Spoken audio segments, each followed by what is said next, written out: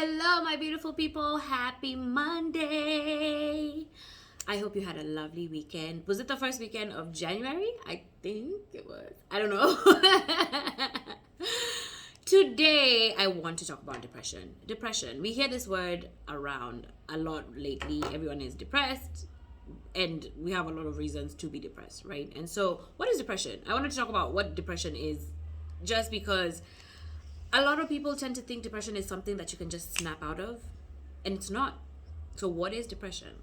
Depression is when you feel sad persistently for long periods of time, right? And it can be weeks, it can be months. There are people who struggle with depression even for years. And so, what are the reasons for depression? It can be stress, like grief, the loss of a loved one, whether it is through death or whether it is through just a breakup, a terrible breakup. Friendship breakups happen all the time and they're devastating. The brain receives heartbreak as physical pain, and that's why people really, really struggle. It could be stressful events, money, finances. Right now we're in a recession, things are so hard, and so stressful events are definitely one of the reasons, or the top reasons, why a lot of people are depressed. Think about men, the providers. They're expected to be the providers of their families. And when you cannot provide for your family, even as a mom, think about it, how hard it is for you, what it feels like. You feel like a bad mom. You feel like you're failing, And so that's what men feel like. A lot of men are struggling, and even worse for men, they have been made and told that they not to talk about it. Suck it up. Don't be a sissy. You can't cry. You can't show emotion, because apparently, boys were taught not to cry from the beginning, which is unfair, And other reasons: personality, genetics, loneliness, alcohol, and drugs. Now, personality meaning some people are more prone to depression. It could be just the way you're set up, just the way your mind is set up, your life. Some people overthink. Some people are just like so much in their heads, and like some people have low self-esteem, and there are other factors. It could be your upbringing. It could be just like being bullied when you were a kid. It could be being bullied, by being, abused by your parents, or being abused by a sibling, even emotional abuse. These are things that are there, and they affect your personality and who you grow into. And so that is a reason why a lot of people are depressed. Genetics, it could be your genes. High chances are, if you have somebody in your family who has struggled with depression, you will probably get it. Like, I know mine also, like that's also one of the factors of why I have struggled with depression, because it's somewhere in my family. But loneliness, I said loneliness, man. No man was meant to be alone. There's some people who are good being alone, by the way. They're good people being alone completely, but no man is an island. We need to at least see each other. We need love. We need physical touch. We need to have people around us, talking to us, loving us, accepting us for who we are. Whether it's platonic, whether it's just like a significant other, a partner in life. And when people don't have that, they can be depressed, because it's depressing. It's sad going through life alone. It's hard going through life alone.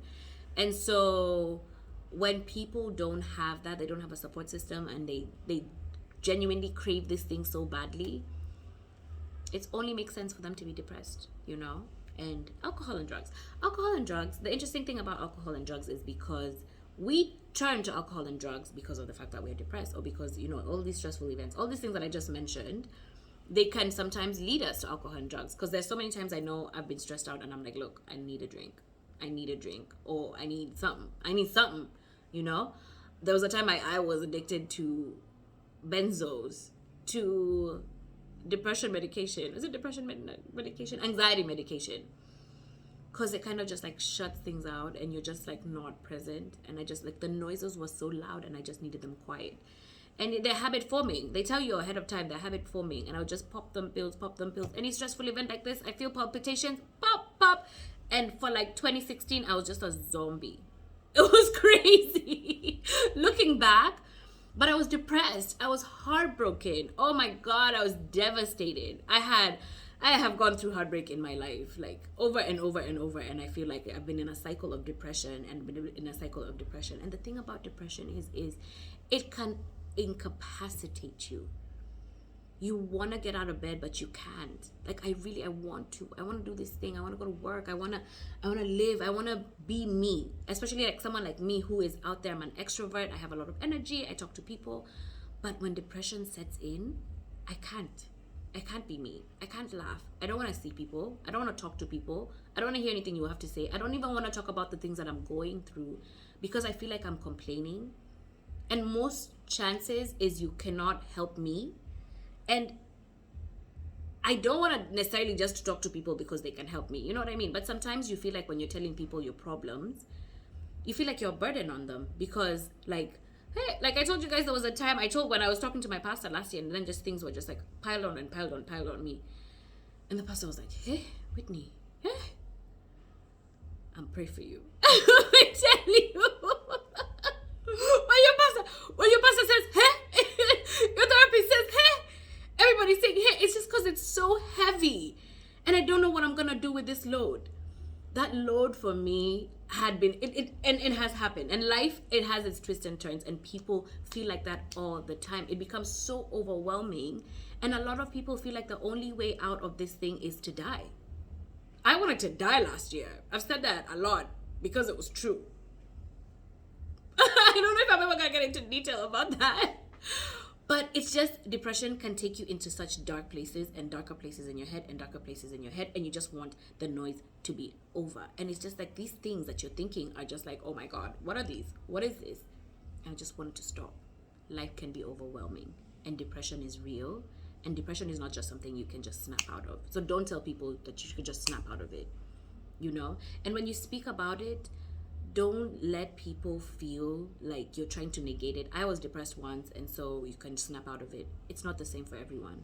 There are people who can easily, again, it can be for days for some people it's weeks, for some people it's months, for some people it's years.